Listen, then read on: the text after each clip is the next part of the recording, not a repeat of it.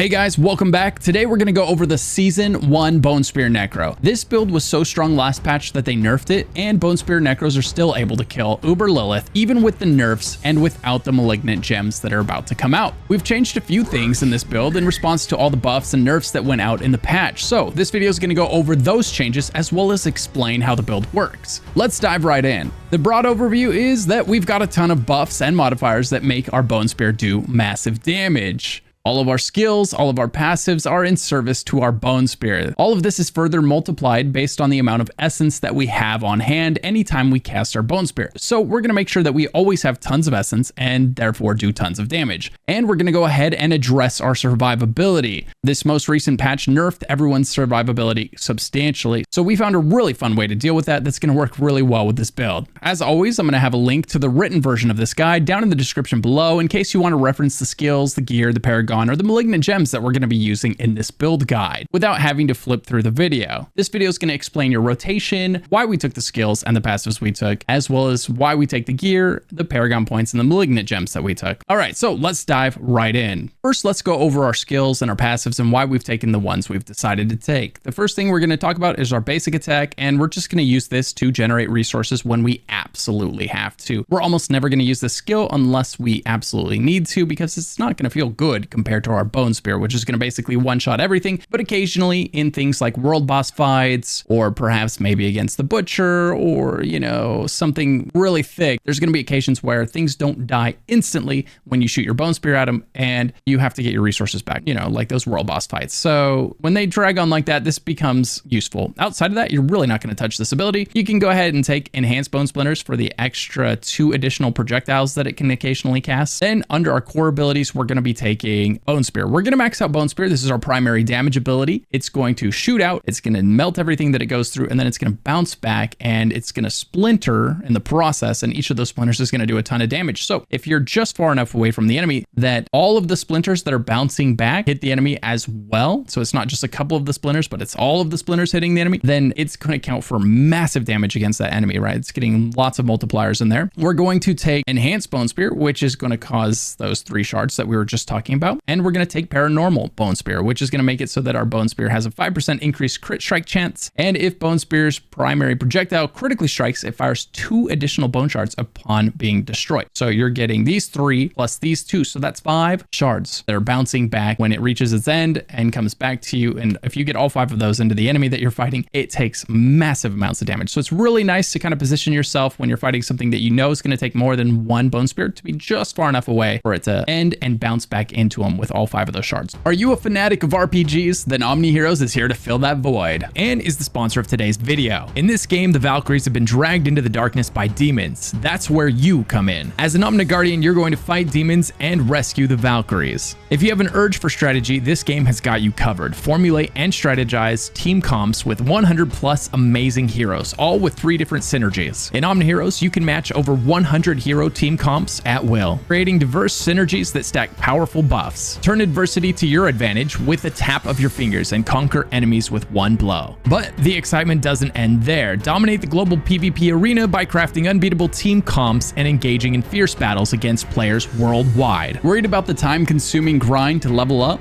Fear not. Omni Heroes has a unique leveling system that guarantees superb growth with just 1 tap. With the simple press of a button, accelerate your gains and loot as you demolish countless foes. Omni Heroes is the ultimate playground for thrill seekers and treasure hunters. Join a guild and test your luck on random chests and reap the rewards to power up. Dive into roguelike labyrinths, collecting legendary artifact fragments that will take your powers to new heights. And don't forget the heart-pumping excitement of the Blackjack Gloomwoods, where you'll stack up precious gem resources in a race against luck. Worried you won't have enough heroes to unlock to get started? Don't be. Click my link below and pre-register to get 777 free summons from Valkyrie's Bestowal now. By reaching 1 million pre-registrations, you'll secure 1 Dorabella legendary hero and also stand a chance to win a $100 Amazon card and an iPhone 14 Pro 512GB. Users on Android can pre-order directly on Google Play, and iOS users shall go to the official website, but all of them can get rewards from the event. Why wait? It's free. Give it a try using the link below and start having fun now. Thanks for listening. Let's get back to the video. As for passives, we're going to grab a few passives here in the core skill area. And the first one we're going to grab is Hued Flesh. This is going to create corpses. This is going to be important for a few reasons. It's going to add damage multipliers to the build, and it's also going to add damage reduction to the build by way of a few different things. So we'll talk about that in a moment. Just know that this is going to be really nice for providing corpses when you're fighting something like a world boss again, or like Uber Lilith or something like that, or maybe thick mobs, and you just need more corpses around all the time so that we're constantly consuming those and getting those buffs. We're also going to be taking Unliving Energy. This is going to increase our max essence by 9. This is good because there's multipliers in this build that say the more essence we have, the more damage we do. So you just keep getting more and more essence, and you're going to do more and more damage as a result, because it's multiplied based off of your amount of essence that you have at the moment you cast your skill. So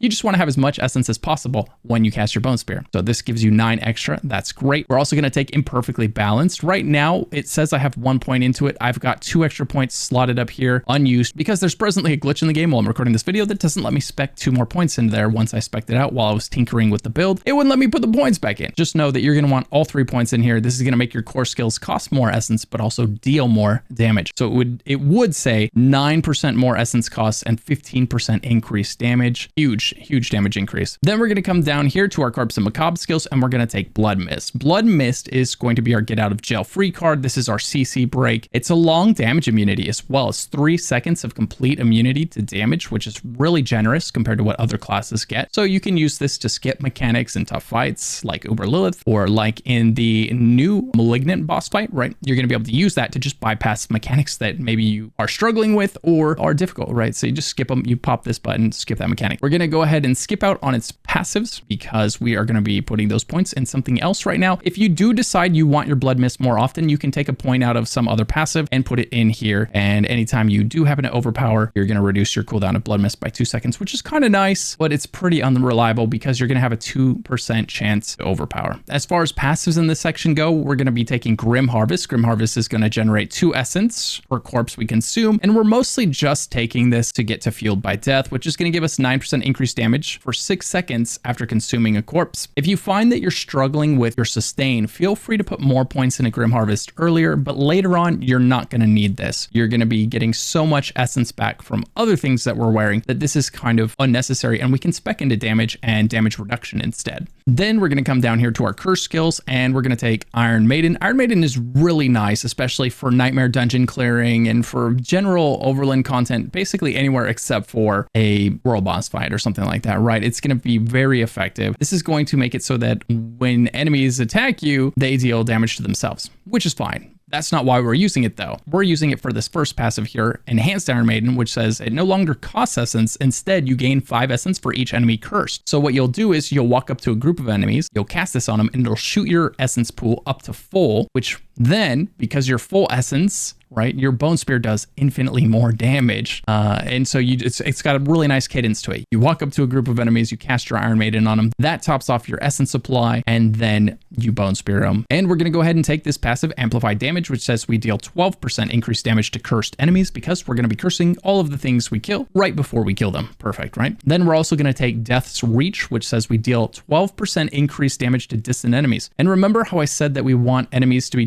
just far enough away that when the spear bounces back, all of the shards hit them as well, which means most of the time when we're fighting something difficult, we're going to be trying to keep our distance, not only so they're not hitting us, but also so that we're doing more damage to them with this passive and with the shards of our Bone Spear, right? Lots of incentive to be a little bit away from our enemies. However, there was a lot of reduction in our survivability in this patch. So we're also going to be taking Death's Embrace, which says close enemies are going to take 6% more damage from us, which that's fine. It's going to happen that enemies close the gap on us, like the Butcher who sprints right at you and you end up toe-to-toe with him, or world bosses that force you to stand under them, or elites that have the dome over them that you have to go stand inside to kill them, right? It happens all the time. We end up right next to the enemy we're fighting, and in that case, we're going to get 6% more damage, and most importantly, we're going to get 9% less damage from all of the enemies that are near to us, which, you know, that also happens a lot, and we could use that survivability in this patch. In the next set of Corpse and Macabre skills, we're going to go ahead and put a point into Corpse Tendrils. Corpse Tendrils is going to grab all the enemies and pull them into that spot so that when we do send our Bone Spear through the group of enemies, they're nice and tightly stacked for us. However, that's not all that this is doing though. It's not only great for controlling the crowd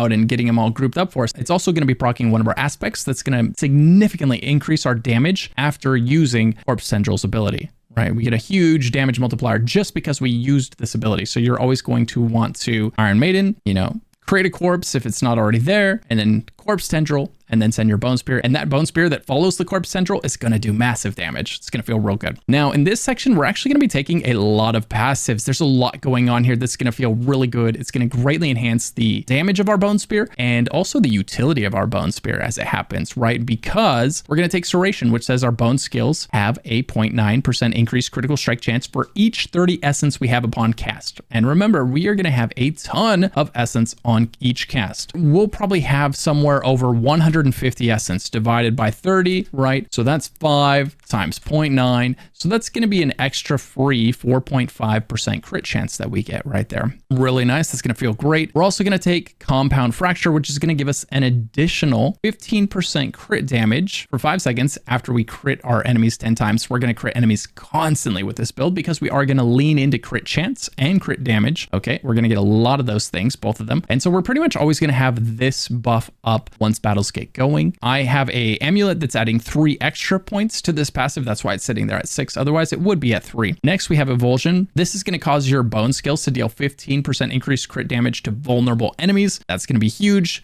You cannot have too much crit damage and vulnerable damage in this game right now. And they just made it harder to get those stats, which means the stats that provide that in your passive tree are actually all the more valuable now because it's so much harder to get it on your gear. That means this means even more than it used to. We're also going to be grabbing Rapid Ossification. This says every 100 essence you spend reduces the cooldown of your bone skills by 1.5 seconds. And this is where a massive part of our survivability comes from. With this, you're going to have near 100% uptime on your Bone Prison. And your Bone Prison is going to provide a ton of damage increase for your character, as well as a ton of damage reduction for the damage you take on your character. So we're going to try to get 100% uptime on that Bone Prison, which is going to feel great. And this is going to be a huge factor in achieving that. Then when we come down to our ultimate, as we kind of just touched on, we spoiled it, but we're going to be taking Bone Storm. Bone Storm is going to, create a bone storm, a storm of bones swirling around you. It's like a tornado of damage that, follows your character around as you walk around. But most importantly, this is going to cause you to take 15% less damage while Bone Storm's active. And it's going to cause you to deal 20% increased damage while it's active. So huge damage buff and huge damage reduction from having this skill and its accompanied passives. And we're going to use it. And because of that passive we talked about earlier, this cooldown is going to get greatly reduced. And we have other stuff that's going to help with that in our aspects, which we're going to dive into in a second here. Now, for the key passive, we're going to take Ossified Essence. This says your bone skills deal 1% increased damage for each point of essence you have above 50 on cast. Do you see how we have already talked about multiple stats that say the more essence you have, the better your character is, right? We're getting more crit chance for having more essence. We're getting more damage for having more essence, right? All kinds of multipliers are happening, and there's more to come in our aspects section on this character. So it's going to feel good. So let's go ahead and talk about that. Let's dive into the gear. As always, I've got the written guide linked down in the description below. That's going to tell you which stats to look out for on each piece of gear, whether you're looking out for damage reduction or plus ranks to a certain skill or cooldown reduction, right? That's going to tell you what to look for because the gear I'm wearing is not necessarily perfect. So I'll give you the ideal stats to look for so that you can try to find as close to that as you can. But let's talk about the aspects you're going to want because I am wearing those. So for the helmet, we're going to go ahead and take Deathless Visage. This is going to be a nice, unique, it's not too hard to find, and it adds a lot of damage to your Bone Spear. It basically creates a shockwave behind it that causes like this ripple, and they call it echoes, and those explode after the Bone Spear has gone by. So if the Bone Spear doesn't kill the enemy when it passes by, these echoes that are left behind it, trailing behind it, they will usually kill the enemy. So it's just a nice damage additive there. And it's also got some pretty decent stats, 6% total armor. It's got increased armor. It's got physical damage. It's got critical strike damage with bone skills, and it's got max essence. All of those things on this helmet, those are all perfect stats for this build. So a lot of times uniques have, it's got a great power attached to it, but then the stats on it are kind of awful. This is not the case for this one, and that's why we're going to take advantage of it. On the chest piece, we're going to be using Shielding Storm. This makes it so that every time Bone Storm damages an enemy, we gain a barrier equal to 5% of our life for 10 seconds. Each time it damages an enemy, and it's going to constantly damage not one, but multiple enemies, creating a massive barrier around your character. This is going to make you really thick whenever whenever your bone shield is up. Not only are you taking 15% less damage while it's active, you're also basically immune to damage because you're just constantly creating this barrier around your necro that is absorbing all of the incoming damage that you would have taken anyway. And remember, we're going to have near 100% uptime on that bone storm with this build. Now for the gloves, we're wearing the ossified essence passive. This is going to increase the critical strike damage of your bone skills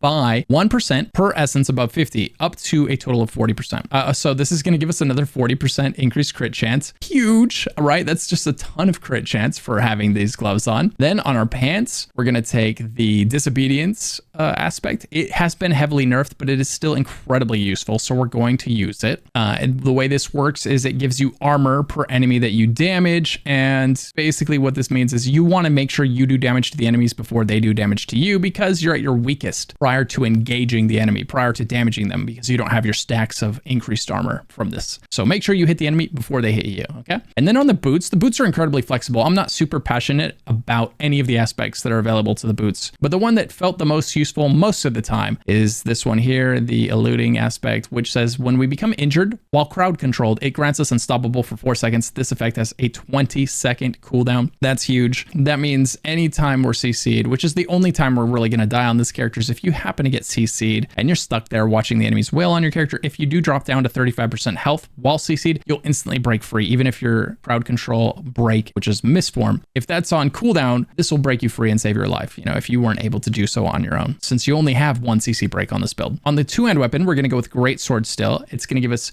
increased crit damage, which is huge. They did nerf that pretty heavily, the amount that we get for that, but it is still very useful to have. It's still an incredibly powerful stat. It's just harder to get now. And then for the aspect, we're going to take the splintering aspect here, and that's going to make it so that our Bone Spear's primary attack makes enemies hit beyond the first vulnerable, and bone shards from Bone Spear deal more damage than they normally would have, up to 135% bonus damage to vulnerable enemies, right? So everything's going to be vulnerable. Everything's going to take more damage from us. So this is just a great aspect for making things vulnerable, for doing more damage to vulnerable things. It's good. We like it. We're using it. On the amulet, we're using Osseous Gale. This is a semi-defensive loadout here. Now you'll be able to switch this with Grasping Veins. If you'd rather take the more offensive approach, that's okay. That's totally viable. I've got this here for a slightly more defensive approach. This is going to give me higher uptime on my Bone Storm, which will increase my damage in other ways because we do more damage, 20% more damage while Bone Storm is active, right? So having better uptime on that does mean more damage, but you could also just put the Grasping Veins here, which is another way to get more damage. So let's talk about what this does. Bone Storm consumes up to 8 corpses to increase its duration by up to 15 seconds. So we could make our Bone Storm last 15 seconds longer by wearing this amulet. It's going to consume corpses passively. The nice thing is you don't have to do anything because of the way this works. It's just going to constantly consume corpses on its own, and by doing so, it's going to make your Bone Storm last longer. Alternatively, like I said, you could use this one. We've got it on the ring here, and this is our Grasping Veins, and this says gain 20% increased crit strike chance for 6 seconds when you cast Corpse Tendrils. You deal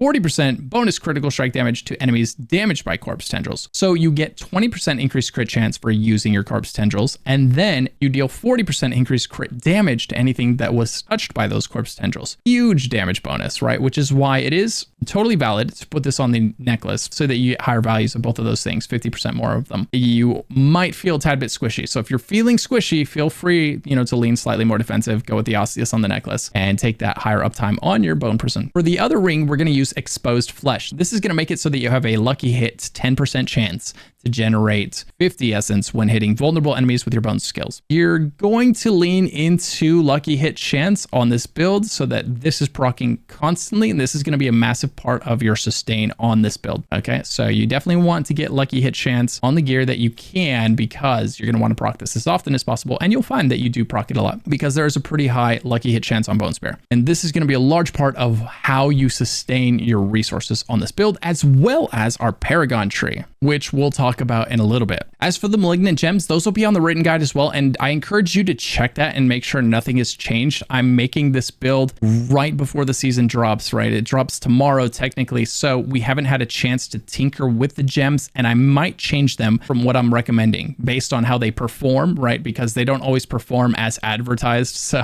if that's the case, we might swap some of these gems out, but right now what I'm looking at is using Tempting Fate. This is going to make it so that your crit damage is up to 60% higher. Remember how we said Crit damage is harder to get, which makes this all the more valuable now. But the downside is that your non-crit hits deal 15% less damage. So 15% damage reduction on your non-crits, 60% increased damage on your crits. It's a trade-off we're happy to make because we're going to crit a lot on this build, right? So we're always going to be critting and we're always going to be getting that 60% increase as opposed to the 15% reduction. We're also going to be pairing this with Revenge. Remember how I said we are taking a lot more damage now because we're not wearing skulls in our jewelry, which was giving us a nice source of armor. We're also taking a huge hit on the damage reduction stats on our gear because they nerfed all of those, right? So this is going to give us up to 20% damage reduction instead. And it's also going to make it so that when we do use our Mist Form ability, it's going to unleash that damage and increase it by 250%, exploding and dealing damage to all nearby enemies. So it turns the incoming damage into an explosion that we can let off when we choose to,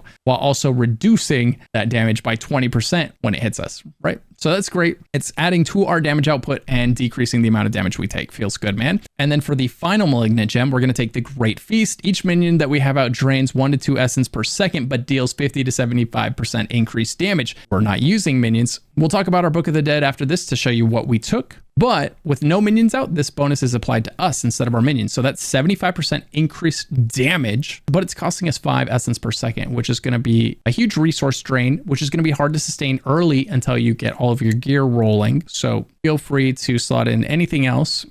But you can't find this gem until pretty late into the game. It's going to be World Tier 4 before this is even able to drop. So hopefully by then you've got your sustain sorted out well enough to use this gem. If you put it on and you're just constantly out of sustain, then maybe consider using something else instead. We're going to tinker with it and we'll see what we recommend instead. As for the Book of the Dead, we're going to go ahead and for our skeletal warriors, we're going to take Skirmisher and we're going to sacrifice, right? You're going to come in here and take the sacrifice bonus. That's the triangle. And we're going to take the sacrifice bonus in each section. So we're also going to take the gold sacrifice for skeletal mages, and we're going to take the iron sacrifice for golems. All right, those are the 3 sacrifices we're going to take. The reason being that skirmishers give us 5% increased crit chance if we sacrifice them. Gold gives us 15% increased damage to vulnerable enemies, which we need more of because they just nerfed it everywhere else. And iron golems are going to give us 30% increased crit strike damage, which again, we need because they nerfed that everywhere else, right? So all of those stats are really, really helpful for this build right now, even more so than last patch because they were so much easier to get from our gear last patch. And finally, we have the Paragon board. I'm going to go ahead and put that on the website. That's linked down in the description below. There's a link at the top of the page that takes you right to the Paragon board. If that's what you're looking for, check out the index at the top of the page to find any section on there. There's also a skill point guide that tells you what order to put the skill points in. There's also a leveling aspect guide that tells you which dungeons you can run when you're in Act 1, when you're in Act 2, when you're in Act 3 to find relevant aspects for this build so that you don't have to wonder which dungeons you should be heading to first. All right, so take advantage of all that stuff in the written guide. We put a lot of work into it for you guys, and I hope you guys enjoy it. If you enjoyed this video, please consider giving it a like and a thumbs up. I really appreciate it, and it helps a ton. Thank you. Massive shout out to my YouTube members for supporting the channel in the big way that you guys do. Become a YouTube member and get access to a private Discord channel as well as behind the scenes footage and more. Click the join button down below.